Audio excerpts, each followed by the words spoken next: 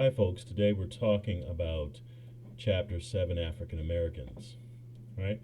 And we will begin as typical with a discussion of social history and demographic data. So, with respect to African Americans are a racial ethnic group with total or partial ancestry from any of the black racial groups in Africa. So, there's immediately within that definition a notion of black racial groups in Africa. And so that gets us back into the definitions of race and the social construction aspects of what race is. And so, again, we're looking at race generally as a modern idea, and the same is true for the race African American. And again, as socially determined racial groups and socially determined biological features with respect to what separates one group from another. Most African Americans are descendants of rather enslaved people within the boundaries of the United States. By the year 1705, with the passage of the slave codes in Virginia, ultimately there was declaration with that any foreign-born person could be a slave and that slaves were property. That, in so far as those things were concerned, ultimately entrenched the transatlantic slave system and the slave trade in the South for 150 years and pre-identified blacks, pre-identified African Americans as slaves and as property. Religion, particularly Christianity, was used to justify slavery, and both Christianity and slavery justified white supremacy, much like what we just revealed with respect to our past chapter looking at whiteness and European ancestry. Post or after slavery periods that include or involve significance both politically and economically concern with respect to African Americans concern the periods of Reconstruction, Jim Crow segregation, sharecropping, the Great Migration, and of course the Civil Rights Movement. Today, roughly 48 million people are considered African American, and this population is highly concentrated in cities and metropolitan regions within the United States, particularly especially within the South and the Midwest of the country. Within the black population, there is significant social class inequality, particularly when we're looking at those who are middle class and wealthy. They are supported by higher paying jobs, access to higher education, and much more likely to be married and stay married.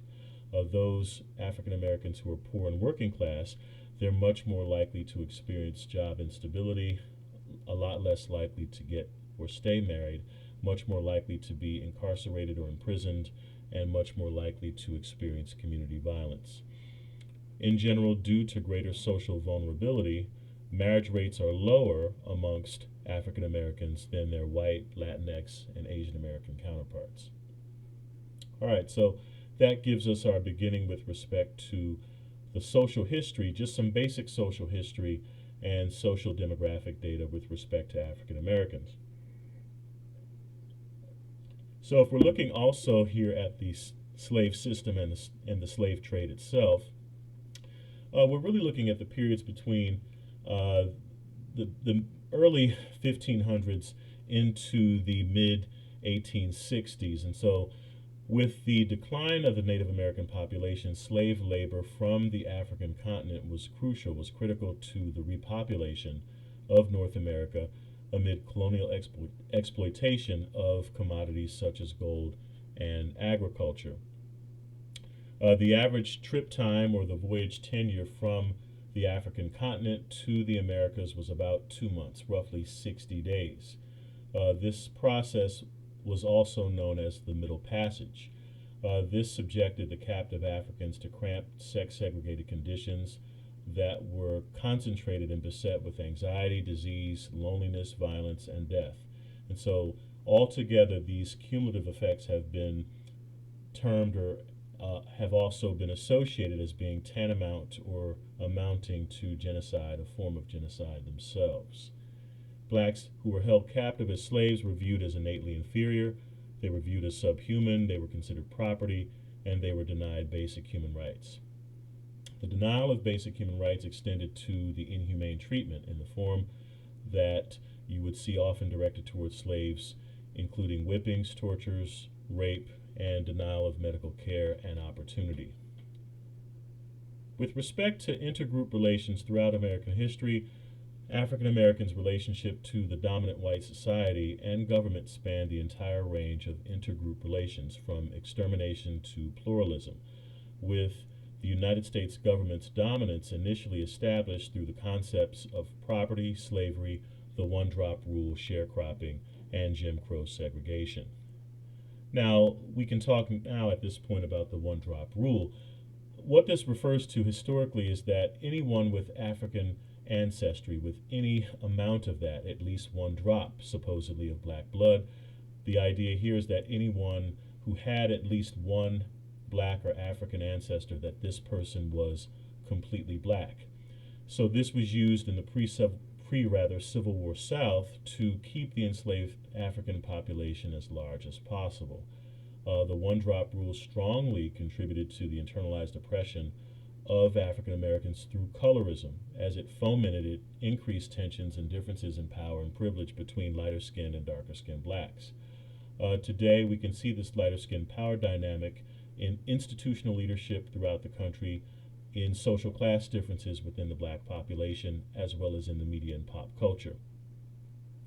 Going on to talk about sharecropping, we're looking at largely a debt-based barter system whereby African Americans would farm land that they rented from whites, who in turn received a share of crop yields along with fees from the rental of farm equipment. This arrangement often left African Americans mired in an endless cycle of debt, and it would just sort of roll over. And it was a way that African Americans in particular, but also the entire region of the South, ultimately was kept behind by being based heavily, very heavily, in this exploitative system. And so socially and economically, it also stunted the growth of the South for generations. Also, with that Jim Crow segregation, we're looking here at anti-black laws and racially discriminatory practices that largely confined, however, they were confined to the South mostly, but not limited completely.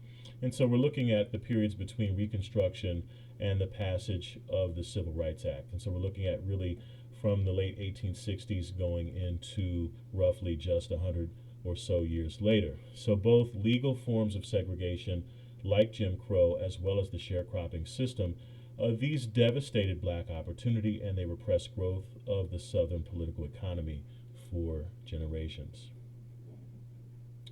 All right. Going on to talk more about class, gender, and sexual orientation with respect to the African American community and culture. All right. Research shows generally that black women are much more likely to encounter institutional racism based upon their race and gender. The unique concentration effects of black women's racism, however, also contributed heavily to group solidarity during the civil rights movement, and this was something that was determined by the sociologist Patricia Hill Collins. Going on, we know also research shows that mainstream feminism has historically been defined as white and alienates women of color, black women in particular. And so this is where we're looking at ultimately intersections in what they can teach us with respect to race, class, and gender. There have been subcultures of LGBTQ blacks present at key social and historical moments of both collective action and cultural significance for blacks, such as at the Stonewall riots, the Harlem Renaissance, and the Civil Rights Movement. In spite of this, the LGBTQ community and identity have not historically been seen as urgent issues within the black community, where economic development and economic justice, black male incarceration, and police brutality, those have been seen largely as the major issues and concerns of the black community. And this has come at times, certainly at the expense of the black LGBTQ community and black feminism. Racism within the mainstream LGBTQ community by default defines the community as a white one, hardening the divisions between whites and African Americans. Now, if we're looking at institutions, if we're looking starting at the institution of family, generally we know that marriages have historically amongst African Americans been more egalitarian with respect to opposite sex spouses, although much of this is equality by necessity. as black women in mass have always had to work more to supplement lower wages paid to black men per racism. And we've also talked about the lower rates of marriage amongst African Americans than amongst white, Latinx, and Asian American counterparts. This vulnerability also makes African Americans more likely to experience divorce once married. However, research shows that African Americans generally have stronger connections and ties to kin, to family, and community and social networks that matter a lot more than marriage does. That matter a lot more, those kinships, ties, and social connections often matter a lot more than that of other social groups. So the lack of marriage is not as socially isolating or as socially limiting for blacks as it might be for unmarried members of other social groups. In terms of criminal justice, although black men make up 6% of the U.S. population, they are roughly half the prison population in the United States. The high incarceration rates for black men weaken community and social ties with respect to families and life partnerships. And this constitutes the new Jim Crow, per legal scholar Michelle Alexander, per her work and her writing, where mass incarceration has been likened to creating a modern parallel to Jim Crow segregation. In terms of health and health disparities, health gains have occurred amongst blacks. However, they've stalled largely since the 1970s, with black life expectancy plummeting well into the 1980s as the Reagan administration made significant budget cuts to hospitals that serve black communities. Today, the African American population suffers from greater rates of illness and health problems such as heart disease, cancer, stroke, and maternal mortality. In terms of education, African Americans are less likely to have a 4-year degree, and even when degreed, they earn 23% less than whites with the same education. And so we're looking at the structural factors with respect to institutional racism. In terms of wealth and poverty, white households have at least 10 times the wealth of black households. Throughout history, African Americans were legally, if not violently, limited in their ability to build and create wealth through inheritance and investing. Blacks are more than twice as likely to be poor than whites.